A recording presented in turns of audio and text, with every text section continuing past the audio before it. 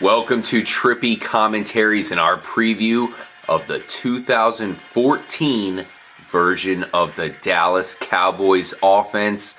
We know all these guys: Tony Romo, DeMarco Murray, Dez Bryant, Jason Witten. They're all pretty much household names nowadays. Their offense is going to be pretty good. I know Tony Romo had a pretty bad back surgery he had to deal with in the offseason, but he looks to be coming back strong just in time for the regular season.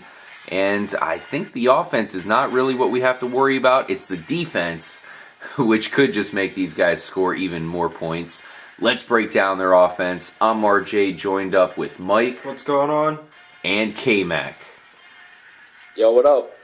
Let's go ahead and start off with Tony Romo. As I said, he did have the back surgery in the offseason. What I was hearing was at first, his deep ball didn't seem to be there. I mean, everything else was okay. He was still pretty accurate at mid-range, but his deep ball was struggling. Now that we're getting closer to the regular season, it seems like he's in prime position. His body is back to form, and he has the weapons to make himself even better than possibly before. I know he's aging here, but I think he does have a season or two of elite play left. Let's face it, guys. Tony Romo's won people fantasy championships. He's been that good. Kyle, what are you looking at for Romo here for the 2014 season? Oh, well, I mean, if you look at Tony Romo the past 3 seasons, he's been the top 10 fantasy quarterback. And despite a lot of the criticism he receives in the media and most fans who aren't really big into fantasy football and following football a lot, he's been known to blow in some games, but from a fantasy standpoint, most of those games have been kind of towards the end of the season, and they've been in the playoffs, so that doesn't really affect us much when we're looking at a fantasy standpoint. Tony Romo is a guy who I would definitely draft late in the draft. I would draft all my running backs, all my wide receivers, let Tony Romo fall to me. And I know that I'm going to get a top 10 quarterback because that's what he does. Now, he did have surgery in the offseason. I'm not too concerned about it. From what I've heard from him, from the coach's staff, he looks fine, looks great. We've already seen him play a preseason game.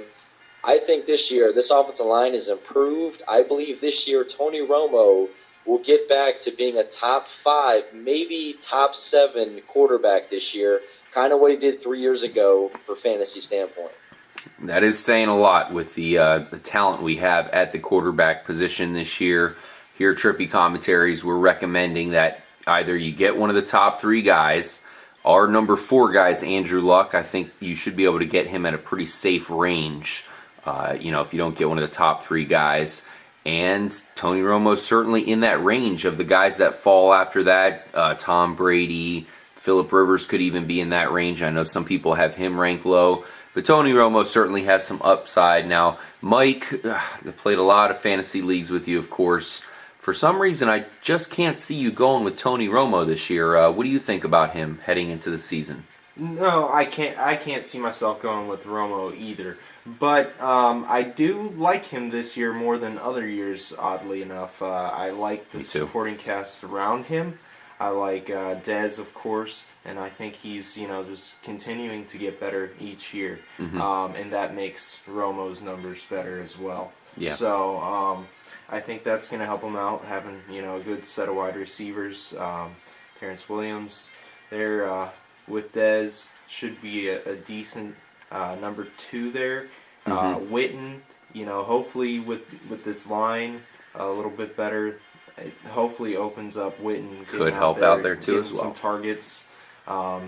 Should be interesting to see if Tony Romo can keep up that consistency he always seems to have in fantasy seasons. Yeah. I mean, he throws some pretty terrible interceptions at the end of the game, but what's that, -2 points for us? As long as he's passing for 300 yards and gets the touchdowns, we really don't care if he blows the game at the end of the end of the game. Cowboys fans are going to care, but us fantasy fans, whatever. We already got our points.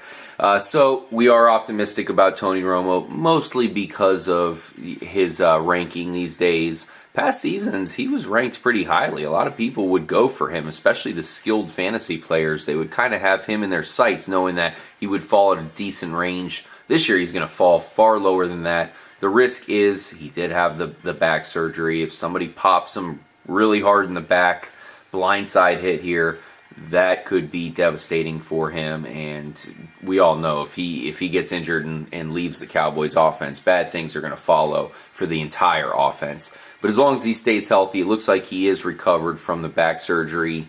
We say he's a definite value pick, guys. Even if you have a quarterback you drafted for him, he would be an excellent backup, possibly even trade bait if our next guy we're going to talk about, Dez Bryant, blows up as much as he possibly could. I mean, if he can get to Calvin Johnson levels, Josh Gordon, what we saw last year, he's already very, very good. But if he can take it up another step, that's going to make the whole offense even better.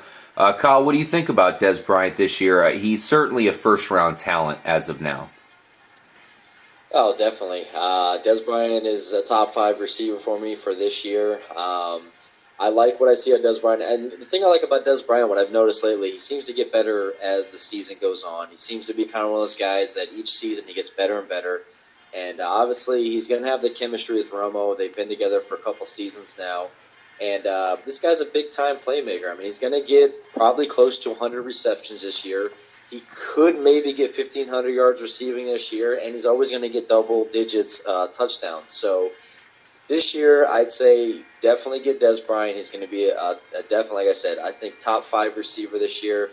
He's got all the intangibles, and he's got a young guy named Terrence Williams who is going to help alleviate a little of the pressure off of Dez Bryant. We saw Terrence Williams last year. He came in as a rookie, playing really great, really, took over as the number 2 guy there in Dallas. I actually picked him up myself halfway through the season, and he helped me win a couple games because he was explosive and he was able to make plays down the field.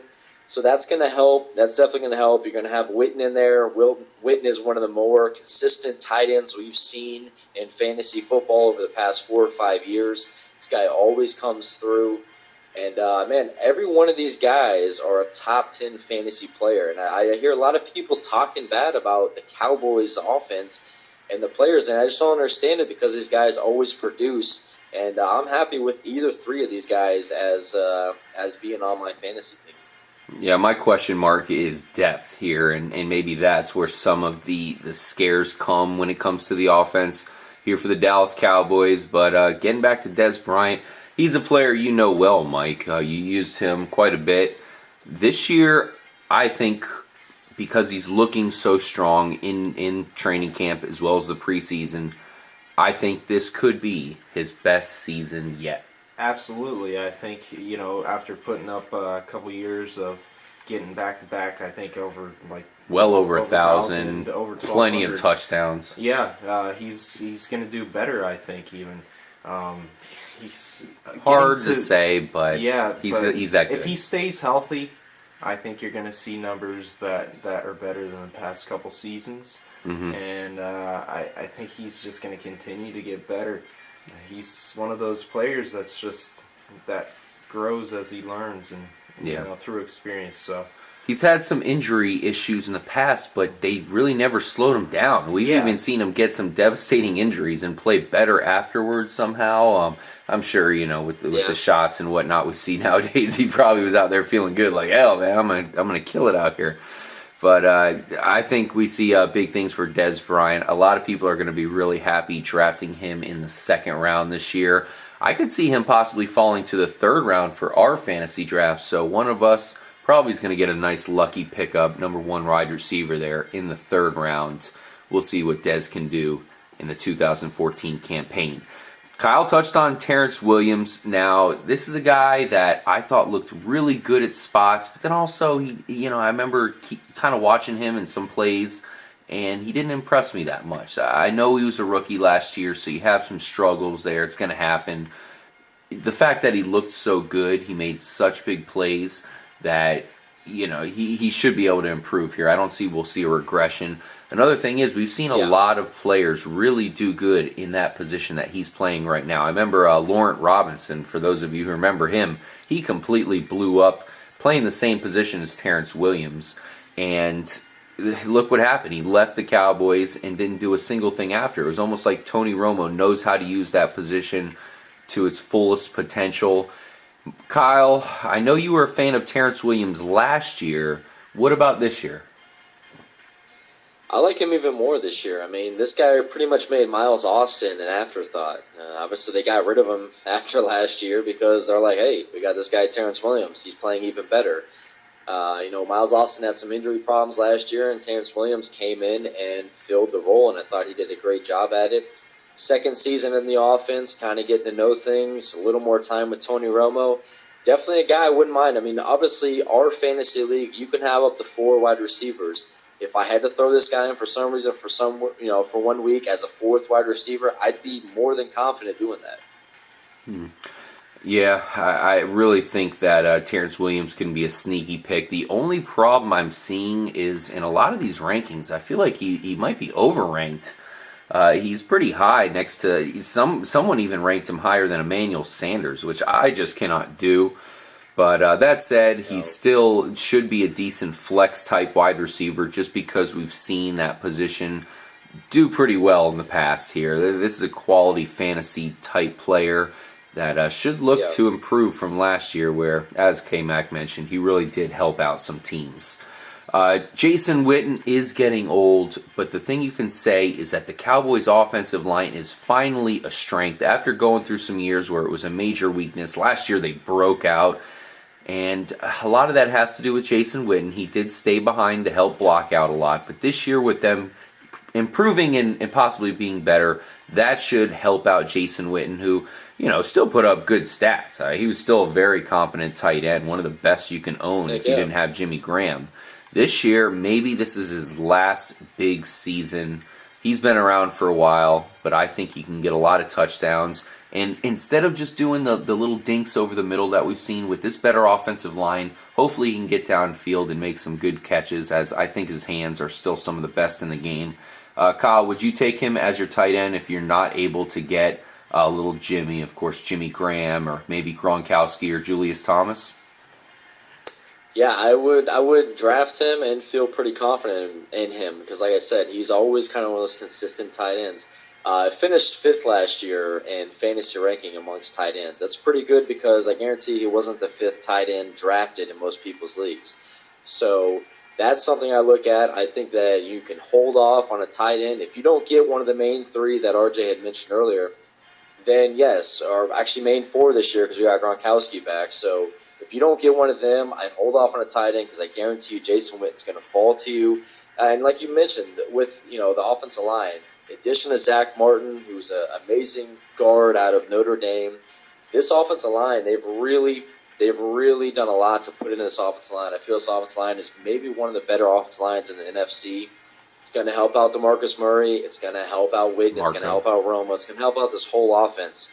And like you mentioned earlier in the video is that their defense is really not that good. So this offense is probably going to have to come back in a lot of these games.